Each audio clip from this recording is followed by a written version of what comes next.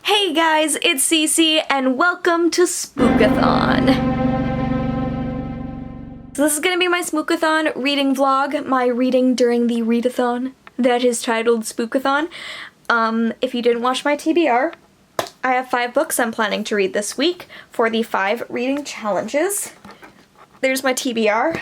Let me show you like what they actually are. Oh my god. Don't fall. There, can you see? Can you see my TBR? So, I have 3 adult books, 1 YA book, and 1 middle grade graphic novel. The adult books are going to be the hardest, but I'm planning on reading 1 story of Her Body and Other Parties every night. One night I'll read 2 stories because there are 8 total.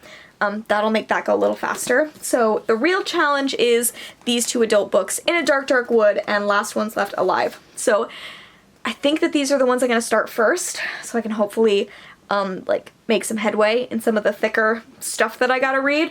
I'm thinking, I was gonna say I'm thinking about letting Brian choose these, but the problem is he reads summaries, and In a Dark, Dark Wood doesn't have a summary on it. And this has the word zombie on the back, so he's gonna choose this. I think it has zombie on the back. Ooh, wait, it doesn't. Let's provide these 2 books for Brian, and he can choose which one I'm gonna start reading. Brian's my roommate. He's out walking the dog right now, but I'm gonna see which one of these he wants me to read, and maybe I'll ask him to base it just on covers. Yeah, let's do that. Okay, I'll base on the summary. In a dark, dark wood. Last ones left alive. Okay. Oh, God, that's chaotic. That is a chaotic method of choice. Interesting. People have so many things at the end of their book. Right? This one. I knew you were gonna choose that one. What? Literally? Okay, so I originally was gonna say that you couldn't read the summaries because this one is apocalyptic and implies zombies. Yes, that. And so I didn't want to let you read the back, and then I remembered that In a Dark, Dark Wood doesn't have a summary on the back, so I was like, oh, an edge. Perfect. I know. Zombie book. Zombie book. Okay. Hello, I'm aware my hair is kind of a mess. Don't talk to me about it. So I read about 50 pages of Last Ones Left Alive last night. The first 50 pages, obviously. I didn't just like skip to the middle and read 50 pages. Whatever.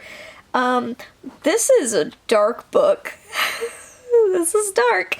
I think that it had comparisons on the back to The Road by Cormac McCarthy, which I guess I should have figured based on that comparison that this was going to be kind of dark read, but it is. It's definitely dark. I will say that this gets started like right away. Chapter 1, shit's happening, shit's real, and I got through the first 50 pages really quickly, so there's that. I think this is only going to take me about 2 more hours to read because it's fairly short. I think it's like 200 and something pages. So I don't think this is going to be too hard. I think I can get through this, if not all today, then today and tomorrow, which will be a pretty good start to the readathon. I also need to read the first story of Her Body and Other Parties today, and then talk to Owl about it. Owl is a lovely bookish creator. I will leave their channel and blog linked down below. You should check them out. So I have to read that later, read this later. I am currently working on YouTube stuff. I am working on editing a haul, which I filmed and is very long, because I bought way too many books in September, so it's a lengthy video. I just had some breakfast. I was watching YouTube. I watched a video that Chelsea did. I watched Jesse's Books That Waste My Time video, which was amazing. I watched a video that Chan did. I like watching booktube videos in the morning. Any people I talk about over the course of this vlog, I will leave them linked down in the description below. So you should go and check them out. Yeah, I'm gonna start in on working on haul stuff, and then while the video is getting ready for me to edit, like while it's loading in all of the necessary information, I'm gonna read a little bit more of this book. God, this is a lot. I have no idea where this book is going, to be honest with you. I have no idea. We'll see. We got mail. I'm gonna open some mail. Mail time. Brian got mail too, but I don't care about his mail. Then you don't get to use my Funko Pop stands. Well, okay, I care about that mail. Fury?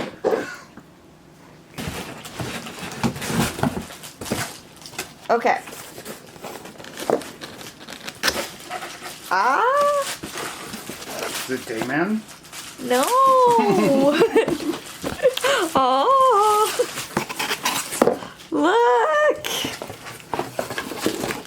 It's Madame Maxime. The 6-inch convention exclusive that I ordered. That'll be cute. She can go next to my Hagrid. I don't know what this other thing is.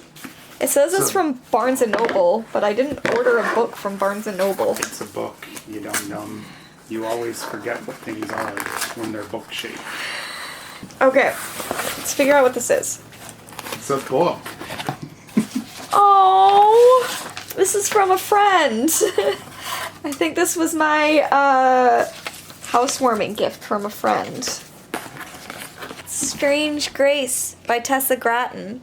And coupons for razors. I don't know a ton about Strange Grace, but I know that my friend Owl, I was literally just talking about them, we're reading Her Body and Other Parties together this week. She was asking me if I'd read this, and the only thing I know about it is that I'm pretty sure that this has an endgame polyamorous relationship in YA. Which doesn't happen super often. Like Thanos and Star-Lord? What? You said endgame. So queer, all the amazing relationships, and a wonderful discussion of gender. Just a little fucked up. I think you will love it. Oh, thank you. Thank you. I'm gonna actually just text them though and say thank you so that Al doesn't have to wait until this vlog comes out for me to thank them. But then it's like thank you times 2. Thank you times 2! Or a reminder that Cece forgot to text you. Oh no! Oh, it is. So these are pop shelves, like risers, so you can put pops on them. I get to peel off the...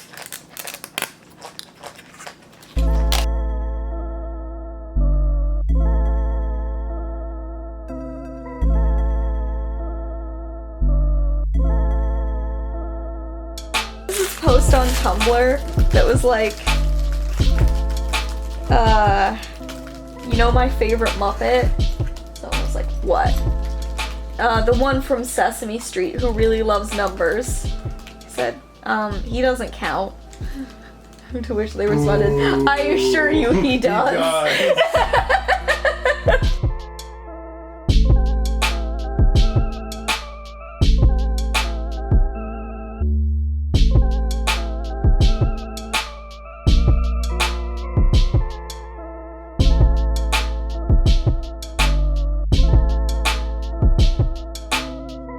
So we got lemon pepper chicken and asparagus and Coke.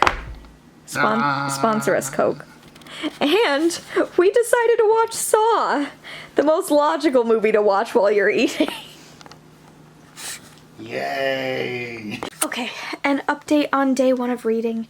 Since it's a little past midnight, we're still gonna call this day 1. I read the first story in Her Body and Other Parties. I don't have it with me here. I read it and I liked it. It's one of those stories that I could see people reading as like, you know when you would read stories in high school or college, which are short stories that you had to then like write essays about? That's kind of the vibe it gave me, but also some of those stories have been the most memorable of my educational career. It was not one I think that you would read in high school. It was extremely like sexual, and maybe you would get away with reading that kind of stuff in other high schools. It wouldn't have happened in a high school that I went to. But it was really interesting. It was a cool play on the, that like old scary story, the woman with the scarf tied around her throat. Like, I don't know what that was called other places, but it was like an iconic scary story that I would hear around a campfire. And it was a play on that. sort of, while also playing on a bunch of other older, like, tales and myths and folk legends. It was really interesting. Like, I liked it. There was a lot there to work through. So I thought it was a good start to the story collection, though, so I'm excited about that. And I got to page 130 of Last Ones Left Alive, and I guess I get a little bit more where this book is going now. This book is doing one of those things where, like, I understand logically why it's organized the way it is, but it's annoying me. That there is half of it that's told in, like, what's happening now to this girl, and then the other half is, like, every other chapter is her as a child and her growing up. And so we're just slowly learning her history and how she got to be where she was. But that stuff is so much less interesting than the stuff that's happening, like, to the more modern day main character of Orphan. Like, I'm way more interested in that storyline. And I know we need the other stuff for backstory, but I'm kind of like... Every time I get to the end of a chapter and it's really exciting, I'm like, oh no, now I have to read backstory again. We'll see, I'll get through this. And like I said earlier, we watched Saw as our movie. We've been watching a lot of horror movies in September and October. I am a fairly new horror movie watcher. I only really started watching them last year, so there are a bunch of classics I haven't seen.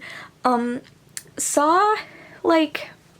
had its moments where it was really dated, but I honestly still think it's one of the better horror movies we've watched in the past couple of months.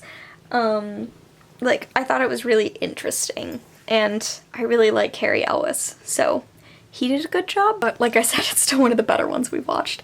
So I'm gonna read a little bit more of this, and then I'm gonna go to sleep, and we can start checking in tomorrow with what is going on Tuesday, the 15th.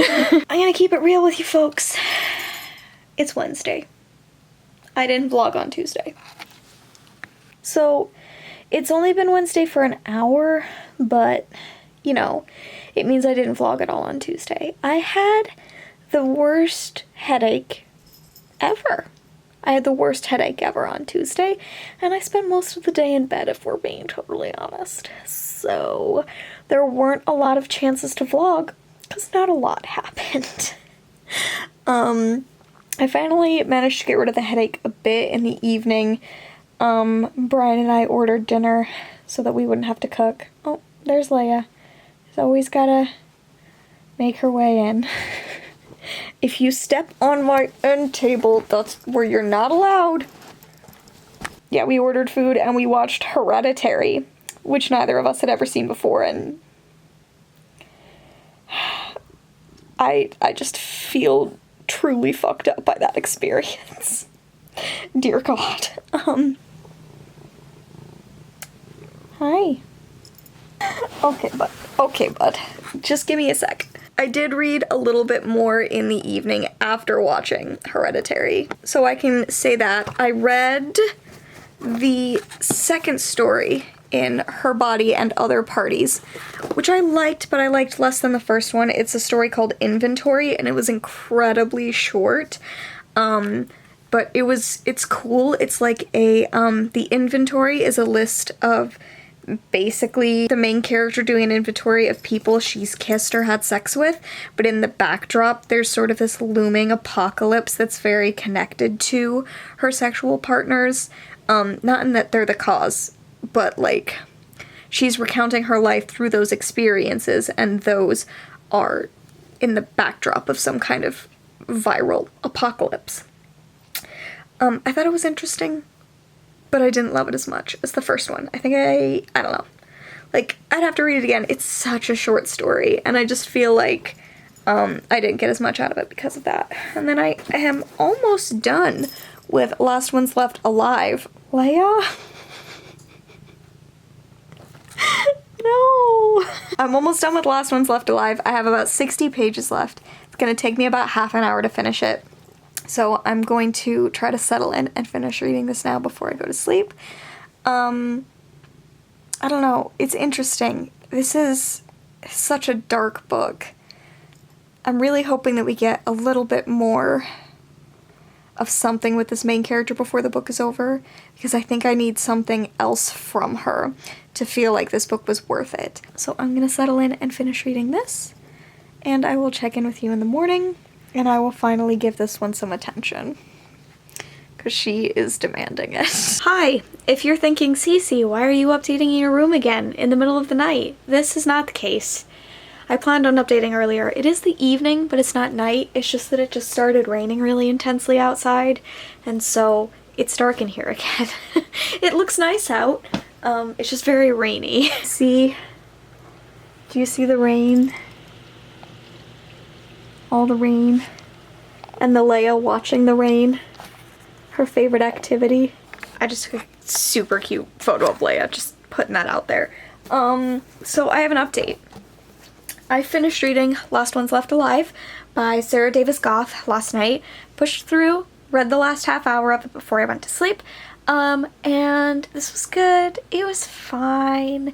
Here's the thing. It was a pretty traditional zombie story.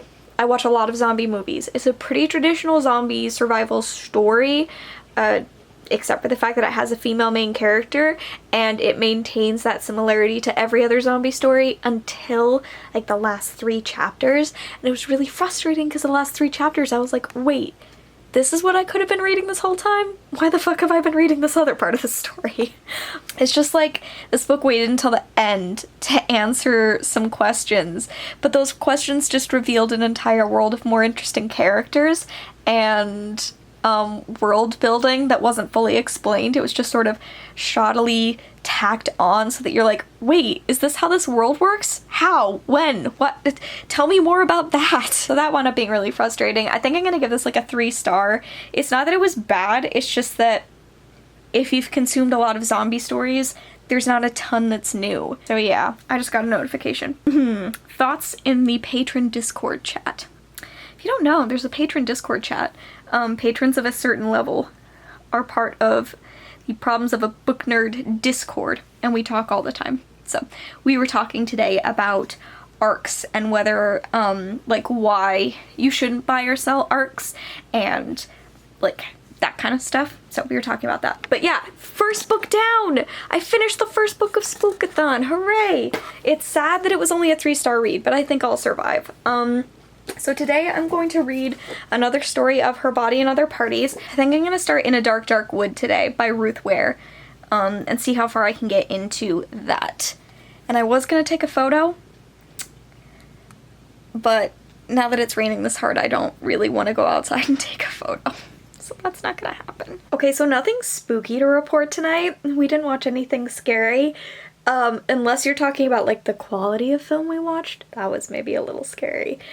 We wanted to watch something a little happier, maybe something that would put us in a happier mood before bed. So we found one of Brian's old favorites, Little Giants,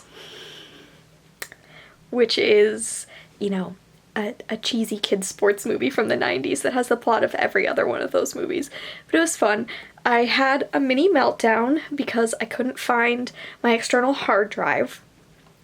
And sometimes when you're a person with anxiety, you can fixate on the little things that you can't find, and it can, like, ruin your entire day. And so I fixated on the fact that I couldn't find this external hard drive, and if I could just find it, we could watch Hocus Pocus. But I couldn't find it, so we couldn't watch Hocus Pocus. So that was the whole thing. And then it turns out it's not working, so it's fine. I've calmed down. We watched the end of Schitt's Creek season 5, and that always puts me in a happier mood. Schitt's Creek's like the happiest show I've ever watched in my life. It makes me believe in joy and love again. So it's fine. Totally normal feelings all around here. I read the 3rd story in Her Body and Other Parties. Gotta say, I didn't like it. It feels dumb of me to say this. I feel, like, dumb. I don't understand what happened in that story.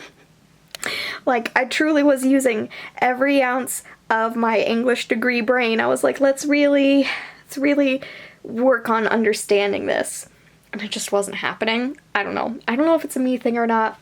It was a story called Mothers, and I couldn't figure it out. I know that it has some trigger warnings for an abusive relationship.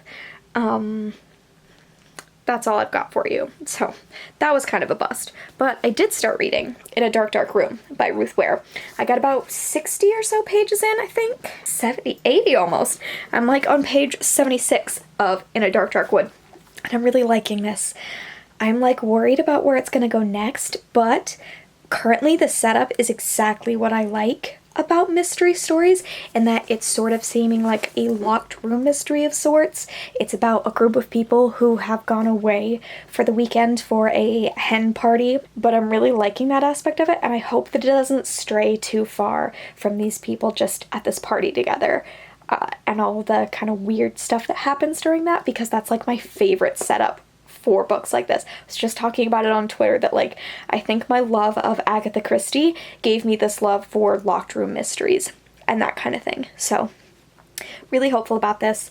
It is like 1 a.m. I think. Yeah, it's like 1:30 in the morning. So I'm gonna read a little bit more of In a Dark, Dark Wood, and then I'm gonna go to sleep. But that book is actually going super quickly. Usually with adult fiction, it adds like a couple of hours onto my read time. And this, so I use an app called Bookly, and it measures how fast you read and basically predicts based on that average how fast it's going to be to read the rest of the book. It's a really helpful thing for me. You can only get like the first 3 books that you use for free, or you can only save 3 books at a time on there if you have the basic version, but there's a code that they have right now for 30% off the full version. I'm gonna leave that in the description below because I think it's really useful, and I've been meaning to share it with people because I love Bookly so much. Anyway, I read 70 pages of this book, and it says it's only going to take me about 2.5 hours to finish reading the book, which is about how long it takes me to read a YA contemporary, so clearly this isn't too complex, which I'm totally fine with. I'm really glad. I was really nervous about how much I wanted to read this week, so I'm going to sit down, read some of that, go to sleep, but I have big stuff to do tomorrow, so I'll check in tomorrow. I have unsurprising news! Can you guess what it is? I bet you can, based on like literally all my readathon vlogs, and especially this readathon vlog. The special news is that I have read 0 pages today. Woo! Yeah, I read 0 pages today.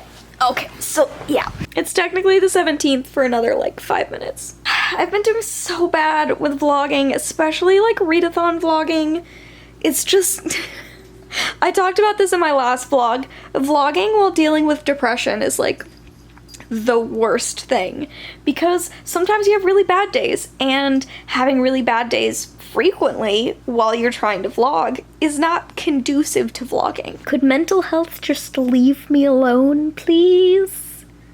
Please? So I didn't read anything, mostly because I didn't like get out of bed for a long time, because I was really, really nervous about an event that I was gonna go to tonight, which I did go to. I went to do like social media coverage for the Penguin Teen Game Night, which was in Third Place Books in Seward Park, which is a location I've been to before. That's where I went to the Gabby Rivera event that happened a few weeks ago. And I was literally like having such a hard time today that Brian offered, and I brought Brian as well to the game night because I just needed backup. I needed backup for the drive because it's like a little over an hour. But it's fine. We went. We did it. Game night was really cool. It was fun to talk to Rosaria Munda, Natalie C. Parker, Tochi Onibuchi, Felicity from Penguin, who like I've communicated with via email. It was really cool to hang out. And it was a very chill evening. Rosaria Munda won. And I'm going to give the penguin hat to Rosaria Munda!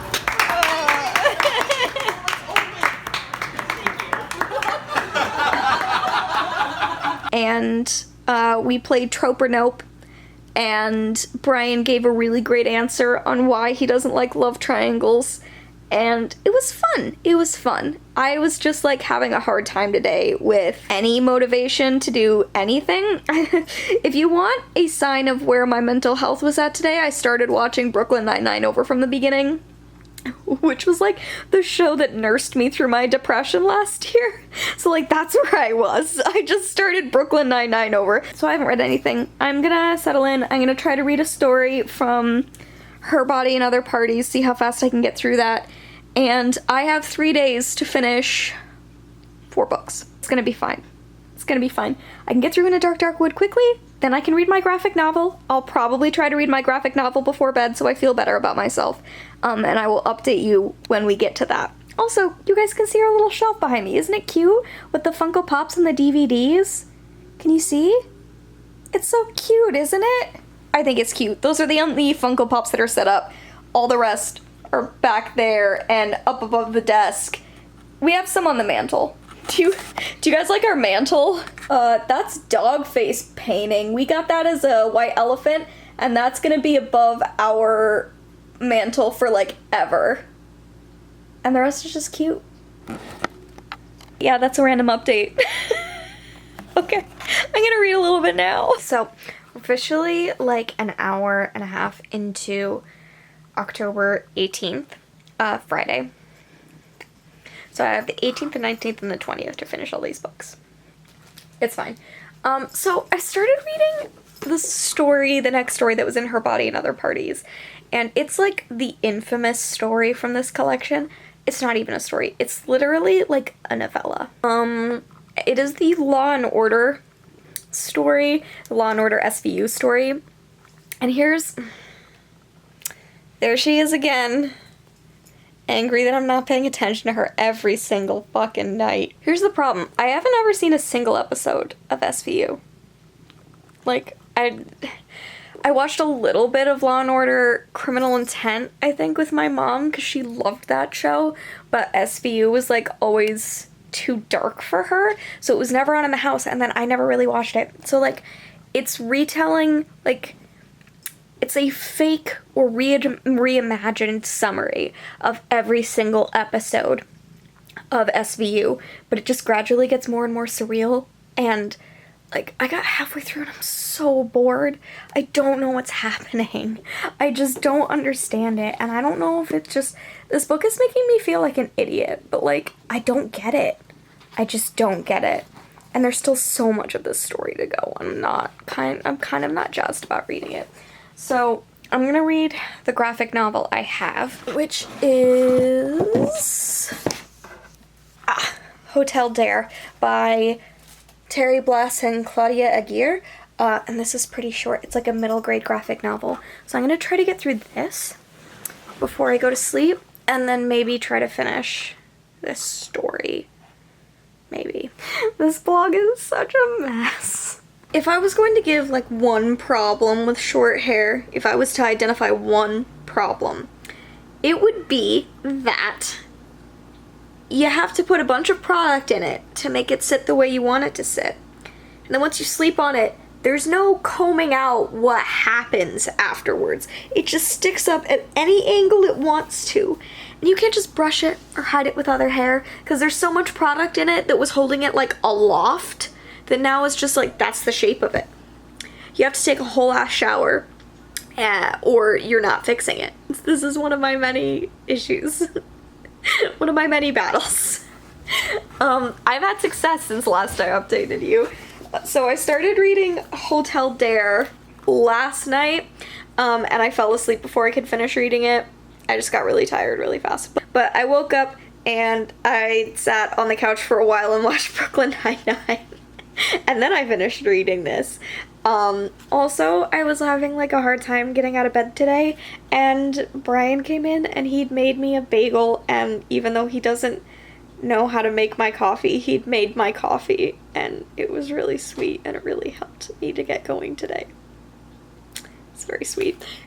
I finished reading Hotel Dare. I thought it was super cute. I think this is like a mix between Coco and Fablehaven.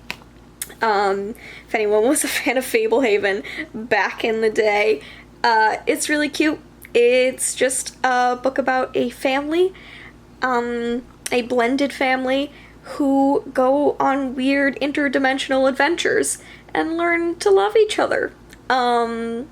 It's not as spooky as I would have wanted, but to be fair, it is a middle grade graphic novel, so like, I just thought there would be more at the spooky hotel, and there was less of that and more dimension hopping. But I still really liked it. I gave it 4 stars. I would have devoured this when I was a middle grade reader. Oh, and Olive, this main character, she self-identifies as queer, and Charlotte has just become a part of their family because she was adopted. So that is some of the inclusion there. I liked it, 4 stars. Then I finally finished reading the fucking Law and Order story in this book that just went on and on and on. I didn't like it. You already heard my update. I didn't like it. I didn't get that much out of it. I think maybe if I'd seen SVU, I would have gotten more out of it, but also I think if it had been done in a different format, maybe it would have made more of an impact, because every now and then I could see, like, what it was trying to say about how normalized SVU and all the seasons of SVU make sexual crimes. Like, every now and then I saw elements of that and I was like, yeah, this is a really interesting point to make, but then it would just get lost in the weird surreal stuff that I didn't get. So I'm glad that I'm done with that story. I'm gonna take a break from that for a while, and I am going to work on reading In a Dark, Dark Wood. See how far I can get through this.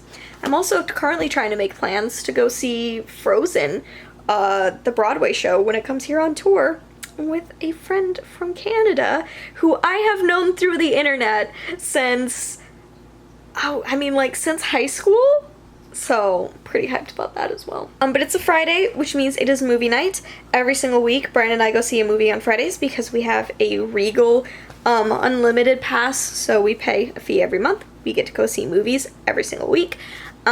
We could see like 8 movies a day if we wanted, and it would still just be that one flat rate.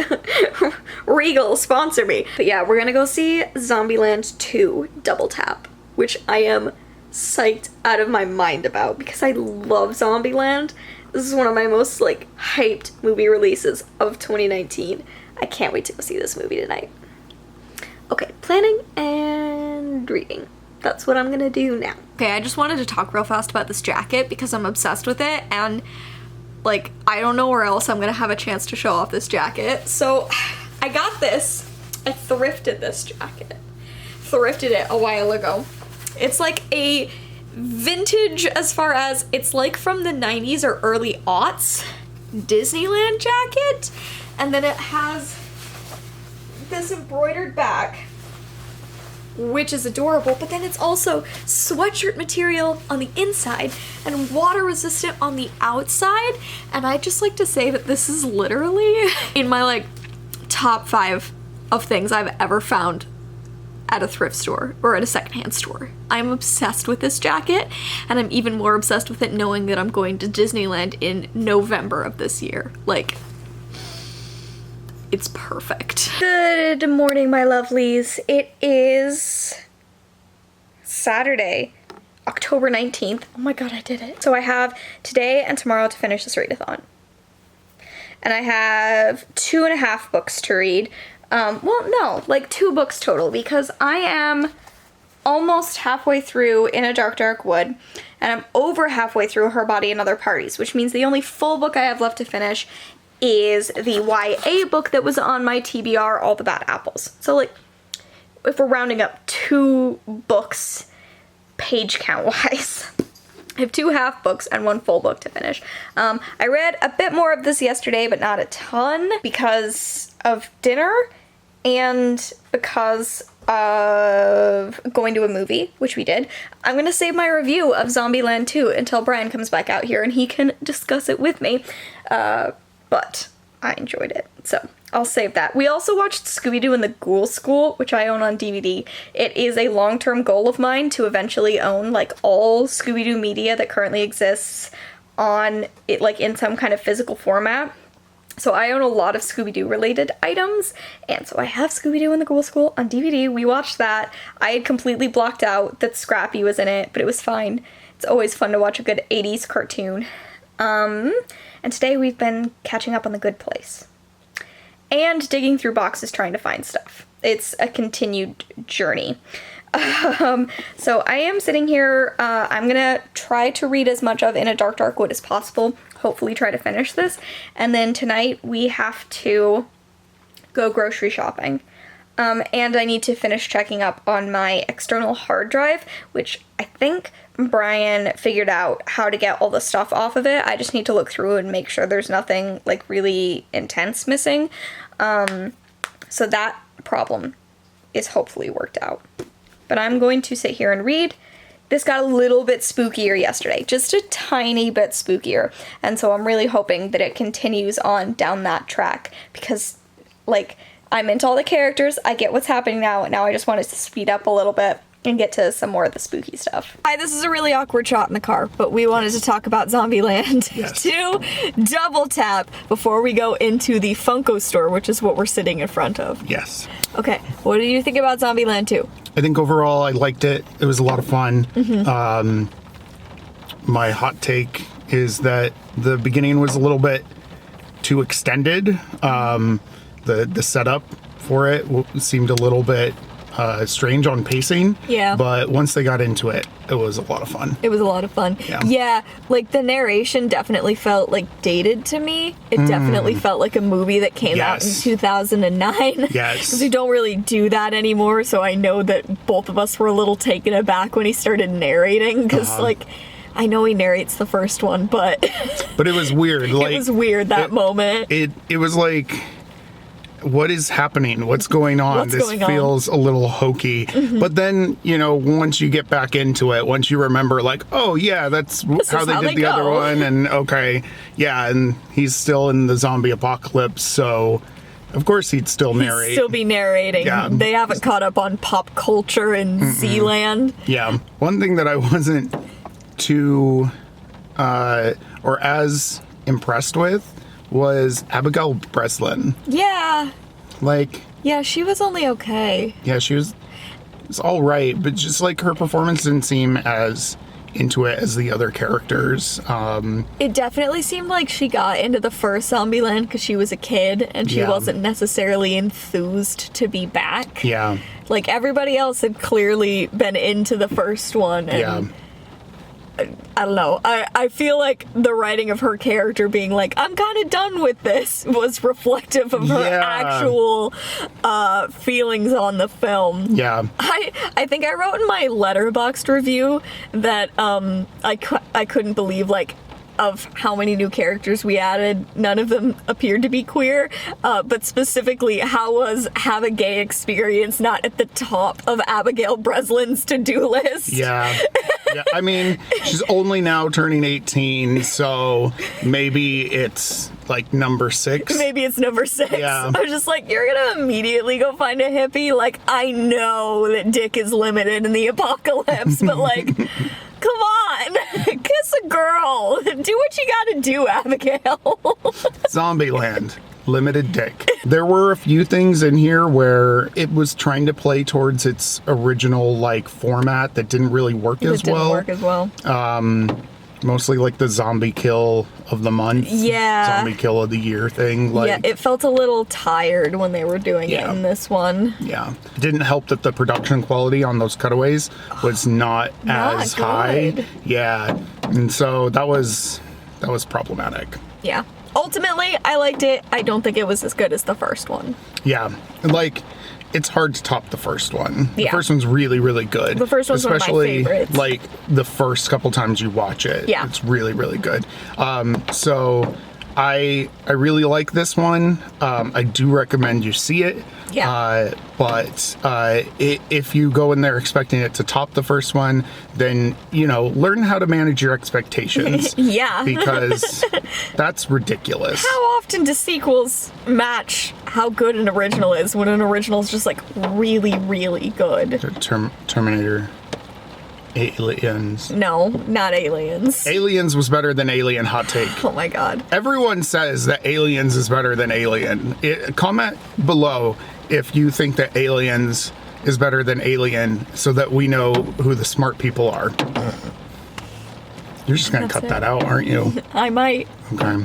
Not fair. Yeah. That's our Zombieland double tap review. Yeah. Go see it. Go see it. Especially if you like the first. Yes, agree.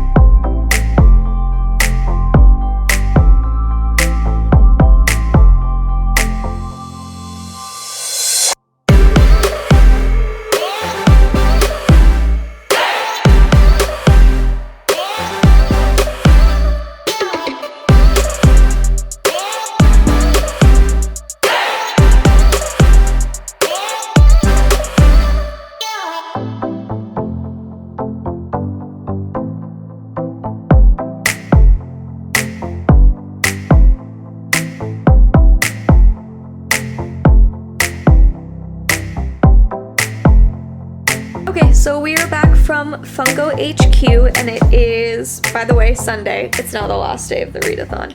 I didn't ever start the day with a clip, but it's Sunday. Yesterday I read, oh my god, In a Dark Wood. I finished reading it. It's pretty good. It is, for some reason, Reese Witherspoon is under the impression that this book is scary, according to her blurb on the front. That's not accurate. This is not a scary book. It's basically just a basic mystery with an unreliable main character. Very straightforward, fairly easy to guess. But like, if you like classic mysteries, then this will probably be good. And since that's kind of what I was raised on, I enjoyed this. It didn't have an ending that let me down, and because of that, it stands out from the crowd of other mystery thriller books that I've read, because I've read like 3 that have good endings. So, had a solid enough ending. I'm gonna give it 4 stars, even if it's somewhat predictable. It's at least a fun time. It's not scary. I don't know why it's called In a Dark Wood, because like, the wood is not in any way the focus of the book. It's an odd title, in my opinion. Then I read a story in Her Body and Other Parties. I think it was called Real Women Have Bodies. Yeah, Real Women Have Bodies. Again, it was just fine. I don't know what the deal is with these stories, but I'm not feeling them. I'm not that invested. Real Women Have Bodies, one of the issues I had with it is that I feel like it ended too quickly. It just sort of stopped before it had really said anything. So I don't know. I have 3 more stories left of Her Body and Other Parties. I'm gonna read one now, and then the last thing I have to do today is start and finish reading All the Bad Apples by Moira Fowley-Doyle. So, I have some Starbucks. Brian's gonna play Borderlands. Yay! And I'm gonna read while he's playing Borderlands, and until I am done with this book. Okay, a little update before we go out again. We're gonna go get some shelves to put in our closet, one of our closet spaces. So I thought I'd let you know what I've been reading for the last couple of hours, because I updated you and then I just sat here and read for multiple hours. I read 2 stories of Her Body and Other Parties. I just don't know what it is. I'm really trying, but this isn't the story collection for me. I'm not liking it. I think 8 Bites, which is the first story I read, is my second favorite. My first favorite is still The Husband Stitch, that first one. 8 Bites is good. It's like got some interesting reflections on body image and the irreversible ways that women try to reduce the space they take up in the world. I liked it. Then I read The Resident, which is like the second longest in the collection, and I liked everything up until like the last 5 pages when it descended into, I don't even know what. Like, I like these stories, and then all of a sudden it's like they're trying to be weird as possible for nothing but the sake of being weird, and I want some kind of logic to run through. I want some kind of theme to run through. And maybe the theme of The Resident was, you know, actually just the mad woman in the attic. I know that was part of it, but it felt like it was trying to talk about something, and then it just started being weird for no reason, which was really frustrating, because it was shaping up to be my favorite of the collection. And instead it just kind of petered out. Still ranks higher than most of the stories, though, frankly. And then I've read a little more than half of All the Bad Apples. Like, can you see? Yeah, I'm killing it. I love this. I love this. So I knew I was gonna like this because I love Moira Fowley-Doyle's writing, and I loved Spellbook of the Lost and Found, but like, this has been so good so far. There's so many queer characters. The main character is a lesbian, uses the word gay constantly, has used the word lesbian a couple of times. Her best friend is a bisexual black boy. They've met another queer girl on the road, on this little scavenger hunt they've set out on, and it's the perfect amount of creepy.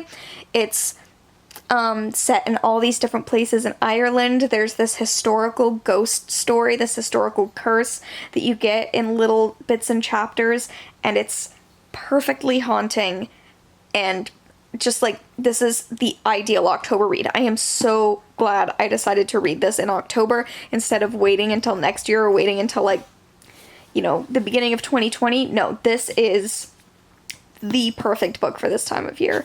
So hopefully when I get back, I'll be able to read the second half of the book and the final story in Her Body and Other Parties, and then I will be done with my TBR. Yeah. It is time for a final update on Spookathon. Woo! So it is just about midnight, but I finished my TBR before midnight on a readathon. Who am I? Who is this person who accomplishes tasks? Especially readathon specific tasks. It doesn't feel like me. I don't remember the last time I finished like a readathon TBR. I do. I think it was actually the reading rush, but like I always finish my TBR during the reading rush because I get really uptight. But like just a regular TBR for a regular readathon, I completed it. Who the fuck am I? And with time to spare, oh my god. So, I read the final story in Her Body and Other Parties, which is a story called Difficult at Parties. And sadly, like the rest of the collection, it was kind of a letdown.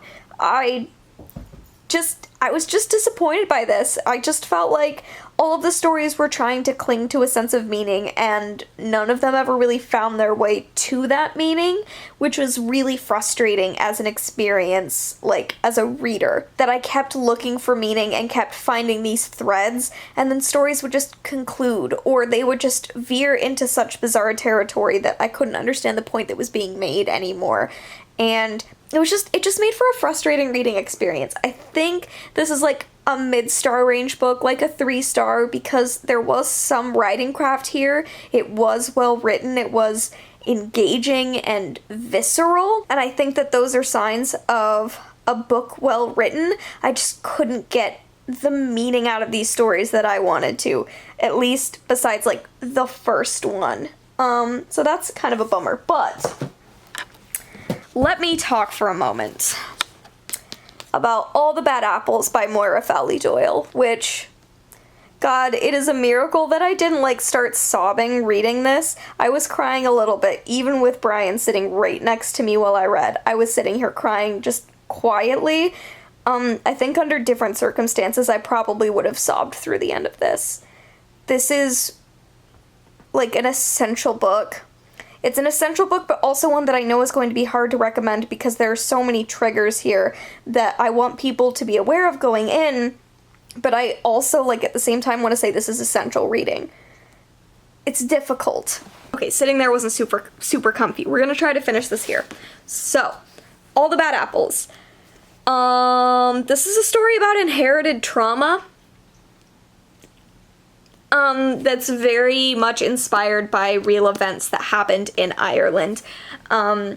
This is, like, fabulism, so there are, like, inherently magical elements that obviously are not part of Irish fact, but, this is about decades of pregnant women hidden away and shamed and tortured and being put in silence. And it's a story about inherited trauma and the ways that the world can never change unless we finally speak that trauma. Because if we just keep it quiet, the past can just keep happening and it can just keep hurting. And there are people in our history whose stories are screaming to be told, but they've been silenced. Which is like a really heavy topic for a book. This is brilliant. This is just brilliant for all those reasons. Like, I don't know how else to explain this. I mean, this is a story about a queer woman in Ireland trying to reclaim her own history, trying to track down her sister who everyone believes is dead, but she believes she is not. It's about digging up family secrets. It's about repression. It's about so much repression and religious repression and religious traditional ideals and how those traditional ideals don't have a place in the modern world because all they do is shame and silence, and it's just brilliant. Like, I want to write papers about this book. I want to go door to door and be like, hey, do you know your family history? Do you know what happened to the women in your past? Can you speak with me? Can you stand up next to me and speak their stories the way I would like to speak the women in my family's stories? Like, I don't know, this made me feel a whole fuck ton of feelings. And it was beautiful. And it was beautiful. I'm gonna give this like 5 stars. This is one of my new favorite books ever. I have to read Moira Fowley-Doyle's first book, The Accident Season, because I have read this in Spellbook, so I have to track down her other books. Moira Fowley-Doyle, I can easily now say, is a favorite author, and so I need to read the book of hers that I haven't read yet. Yeah, I feel like this wasn't getting that much attention, but I really hope that it gets a lot more attention because it is a story that I think is so necessary to today.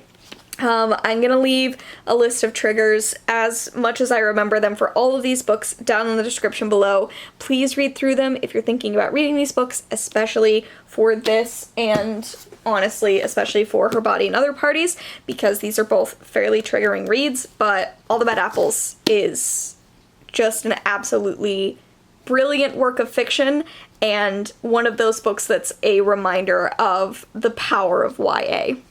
I've had a few of those moments this year where I like re-recognize how powerful YA can be because I feel like I've been straying more and more towards reading adult fiction.